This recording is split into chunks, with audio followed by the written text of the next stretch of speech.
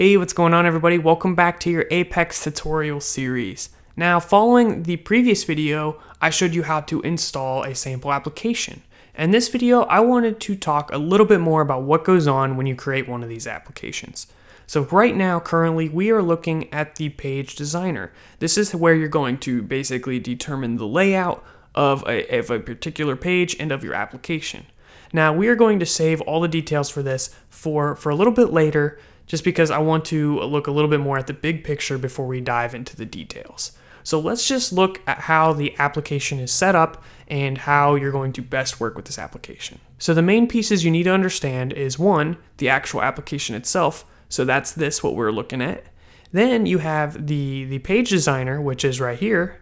And you can get to that by editing a page. So you can click edit page 1, or you can click quick edit and select a particular piece of the page, and that's going to bring you to the page designer. So to repeat, we have the presentation, and then behind the scenes, here's how the presentation is made.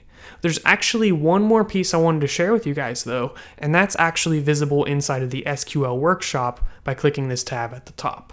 This is the data layer. So this is the tables that are needed and used for this application to work. So you can see demo underscore blah, blah, blah. All those were created automatically for us when we created this application.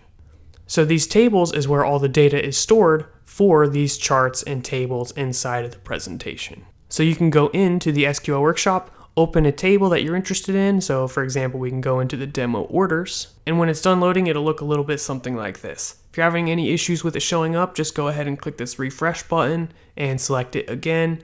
But once you got it ready and it's showing, you can go in here and look at the data. You can look at the table structure, indexes, and all that other good stuff. But we're going to look at the data. That's what I want to care about. And here you can see the orders. You have an order ID, a customer ID, which this is associated to any particular customer in the customer table. We have an order total, a timestamp, and some other stuff. So that's where you can see some of the data. Going back to our application, if we go into orders, this data comes from that table. So as an example, the first order on here is Bradley Eugene, and the last order on here is Bradley Eugene. Looking at the object browser, you can see that we have the customer ID of 7, and then down here we have the customer ID of 7. So the database application did the join for us and presented the data in a nice, easy to view way. Alright, so that's enough with this application for now. Let's X out of that and go back to the app builder. Here's where the application can be found again. Once you click App Builder, it'll show up here in your applications, and you can edit it or you can run it. But what I want to do is I want to actually install another application. So if we want to install a sample application, you can do that two ways. The first way we did is we went to Create and then Productivity App. That's going to bring you to this page, which is the same exact way as clicking this app gallery at the top. Whichever way you prefer, that's totally fine. Once we're here, we can choose productivity, because in the previous example, I did a sample application. Now I'm going to do a productivity application, because these are a little bit different, and I'll explain why. Well, the primary reason is that these are complete applications designed to be used for your actual productivity. So you can use them for that reason, or you can also use them for a learning experience if you need to know how a particular piece of an application is built. So, as an example, let's go through this live poll, and we're going to click Install App. Then click Next, and Install. Alright, our application is installed, and what I want to do before clicking Play or Manage, I want to go back to the App Builder and show you that this is going to appear down here with your other applications. Now, one thing I want you to notice is that if you hover over it, there's actually a lock here rather than an edit symbol. So what's the deal with that? Well, these productivity applications are complete applications supported by Oracle, and they're ready to go. If you want to actually edit these applications, you're essentially branching off the application, and they no longer have the same level of support.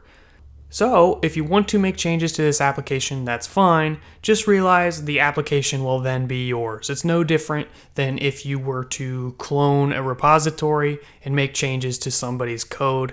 They're not going to then assume that code is part of the original application. So if you want to change it, you can open it, click it, and then just click Manage, and you're going to have this option to unlock. Then you get some extra information here, so ineligible for future upgrades, etc. Unlock application. And now when we go back to the app builder, you can see we have that edit button. So there you go. Here's how you can see how the application was built. Here, each one of these is a page of the application. So if you want to go in there, tinker around, open one, and you're going to get the layout view where you can do the page designing. Eventually you'll have your polls ready and you can send them to people and get results. Main thing is you understand how to create the application and how to unlock it if you like. So I'd encourage you to go back to the app gallery, look through the productivity apps and see if there's anything that you might find